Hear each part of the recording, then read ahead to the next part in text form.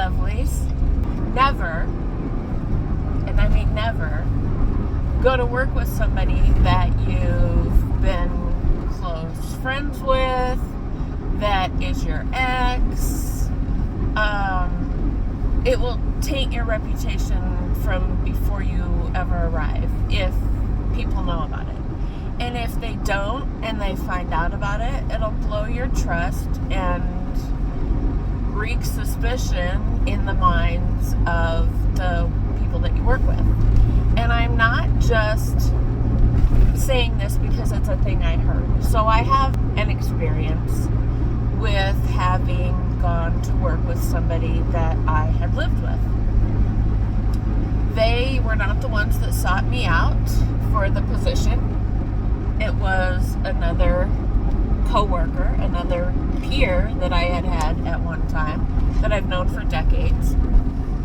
This person was more than 10 years in my past, and it still affected the relationship that I had with my peers. Now, to my regret, I didn't know that they had any idea that I had no idea that they knew. I had no idea. So I went in and I tried to shine. My reputation in the way that I do my job speaks for itself. I don't need someone else to hold me up, to hire me, to boost me, whatever. So I went to work at this place, and I was met with silence every single day in my office that I shared with these two peers that I had that were on my level, because I went in at a supervisory level. And then they didn't speak to me. When we would go to morning report, I would sit by myself because they wouldn't sit with me. They barely acknowledged that I existed. So I did the best that I could. I learned what I could. I removed myself from the office for the most part all day, every day, and went back to my area that I supervised and stayed there and got to know my staff well and got to know the parts of my job that I could learn on my own well. But there were things that I needed to know that they could have helped me with, or they could have shown me, but it never happened. And again, I still had no idea that these people knew that the boss, the big boss in the building, was someone I had lived with. So it frustrated me, and I was like, I'm so hated. So I gave my notice, my 30-day notice, because I was still part-time at my other job. So it was no big deal to go back full-time. It was literally just I'm coming back. And they put me back on the schedule and gave me the date to start. So then I gave my notice, which was fine, except when I was finished, when it was my last week-ish there, one of my office mates, they were talking about the boss. I made a comment, I'm like, they never change it. And then he made a comment, we know. And I was like, we know. And he's like, yeah, we know you know. And I was like, okay. And I said, so you guys knew this whole time and whatever. And he acknowledged that he had known. And I said, if the choice were given to me, I never would have said a word about it, because it doesn't reflect on how I do my job, and it's not how I got my job. But by that point, it was too late, right? So I left.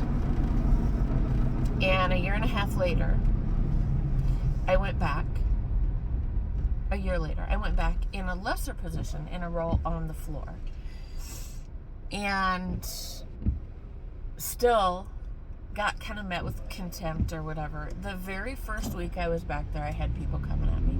We heard blah, blah, blah. I didn't confirm and I didn't deny. And I was like, well, then you heard something. Like, don't always believe what you hear, but what difference does it make regardless?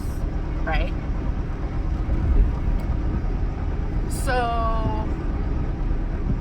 I transferred to a different building because it was still incredibly uncomfortable. I could not get out from under it. My own fault, right?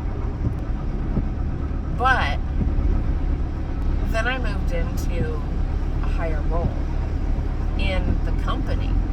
Like I said, there's only one of two people that do my job in the entire company. So now I go back to that building and I get met with contempt, right? And nothing that I do, like my original job was not because of this person. And my position that I'm in now had nothing to do with this person at all. Nothing. So it's frustrating to get stuck in the shadow of something that no longer has anything to do with you, but it'll happen when and if people find out. Now, if you're from a small community and that's just the kind of thing that happens, great, but I'm not. And so I live with the fallout from this, even still to this day. I had a conversation with one of the people that used to be my shitty office mate, and they still were unkind and defensive and kind of crappy. And I find it funny because now it's like, don't treat me like garbage. What I'm doing now, I have earned. I've earned it, even though you guys treated me like crap and I wasn't able to grow organically in my position as a supervisor. I actually left the entire company, came back as a floor nurse, and still got a position that was higher than the one I was originally hired into, and I did it within a year. And it's not because of standing on anybody's shoulders. It was because I've done so much in my career. My reputation, my resume, and how I do my job speaks for itself. Plain and simple. And it pisses me off that these barriers exist, but they exist for everyone. And I don't think for 1 second that I'm special in that I knew someone that was best friends with the administrator of one of the buildings that I worked with all through college, right? And we're like a decade and a half past college, and they got hired, and people found out because they would mention it, they would talk about it, and everybody was suspicious, like, oh, they party together on the weekends, and oh, they see each other outside of work, and everybody thinks about themselves in these situations, right? Whether it be the boss is your friend, the boss is your ex, the boss is your whatever. I am 100% sure that the people that I shared office space with thought that if anything ever went wrong, I would run back and tell the boss, and my side would be the one that was listened to, which isn't the case. First of all, I'm not a tattletale. I'm a big girl. Put on my big girl panties every day, and if we have conflict, I'm coming to you. That's just the way I am. But they didn't know me from Adam, and they didn't know this about me. And they still don't to this day, because I've never taken 5 minutes to try to know anything about me. However, they thought that they had the right to judge me based on something that was a teeny, tiny little point in my history, which had nothing to do with the way I do my job, nothing to do with my personality. And to this day, I'm still answering for it, I guess is the best way to put it. So, my best advice to anyone out there who is